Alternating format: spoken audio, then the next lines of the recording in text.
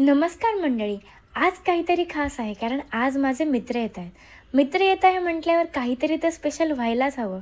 म्हणून आज मी माझा शेफ मोड ऑन केला आणि पावभाजी बनवण्याचं ठरवलं. माझ्या मते आपण जेवणासाठी भेटत नाही तर आठवणी बनवण्यासाठी भेटतो. आणि पावभाजी म्हणजे फक्त डिश नाही तर ते बॉन्डिंग आहे. एक जण भाजी वाढतो, दुसरा बटर जास्त टाकतो आणि तिसरा फक्त फोटो घेतो.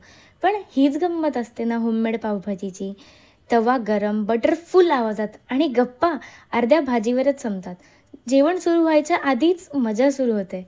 पोट भरतं पावभाजीने पण मन भरतं अशा चटरपटर मैत्रीने. जेवण किती छान आहे हे त्यावरून नाही, कोणाबरोबर खातो त्यावरून कळतं. आजचा दिवस पावभाजी, मस्ती आणि माणसं सगळंच परफेक्ट.